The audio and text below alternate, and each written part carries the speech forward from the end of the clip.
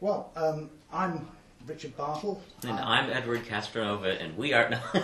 And we're pleased to be having this interview here. Way back in, what was this? Weren't we in this same room? 2005, yeah. 2005. Well, the first thing I'd like to do is to, by the way, it's a nice avatar. I'd like to congratulate Ted on his Nobel Prize for Economics. Very well deserved. I think that they should have given you it last year, but it's been a long time coming. I mean, I knew that the committee would eventually see how important virtual worlds would be, but it's been a 25-year wait for that. But I couldn't have done it without the support of the Bartle Foundation and the amount of research money that was collected by that foundation over the years. And of course, that wouldn't have happened without you. Well, it wouldn't have happened without me, but mainly it wouldn't have happened without the Linden. The whole amount of money that came in from Second Life and Third Life and Fourth Life, that really made a big difference, and I'm so glad that that happened. Yeah. I also think that the support from the Dibble group of newspapers, sorry, Dibble group of newspapers,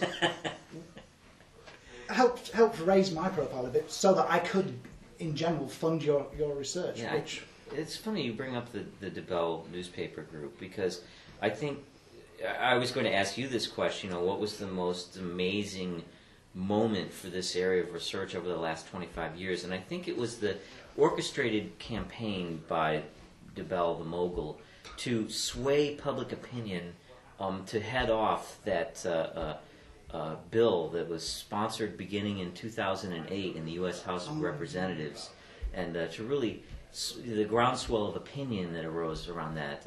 I can't remember specifically what the provisions of it, but it was a nightmare for the video game industry. I think there was supposed to be a board, wasn't there, that was going to review.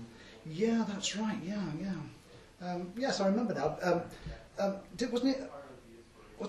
Didn't Vice President Listoka talk about this only a couple of years ago? Yeah, I remember. Yes, he was called in as a consultant. How close we were to having something, a censorship of video games, in much the same way that there's been censorship of broadcasting. And we talked about it at that State of Play back in 2005. We actually had a session about that where that was a real life session as well. We were actually both in place in New York City. Yeah, I remember. I could have hit you. And in fact, you probably should have. I felt like hitting you. No, in the moments when I was awake. One of the dangers of having these things in the flesh back in those days is people would go and have a good time and fool around. But thank goodness we're not doing that anymore. But anyway, we had this session, and one of the things we discussed were the whether or not the legal community and economists and game designers should get together and talk about some basic principles that judges could then use. And one of the things we determined we ought to do is come up with a long paper that would be co-authored by as many people as we could, just laying out what the essentials of law in the virtual world space should be. And I believe that document was then influential in persuading Dibble and his policy group, and then, of course, eventual Vice President Listoka, who at that time was thinking about getting into the House of Representatives. It was early in his career. But I think it was influential in swaying that group and making them more sensible in a policy and legal sense. Yeah, and of course now with the recent appointment of Judge Hunter to the Supreme Court, I think that we've got now a very solid foundation upon which we can build, because not so many people remember in the old days when like there were only maybe a couple of hundred worlds, and the biggest had like 4 million players, and they didn't have a seat on the United Nations or anything. It was amazing. But now I'm quite good. I'm quite pleased, and your Nobel Prize, of course. I mean, that's just the icing on the cake. Yeah. So I guess one of the other things we could talk about would be the bankruptcy proceeding that happened when not the IGE bankruptcy. Yeah, that's right. When IGE went bankrupt, because of course all of the big worlds had set up their own exchanges. Like remember, what was the first world that set up one of their own exchanges? Was that a Sony or a Blizzard? No. It was the Sony.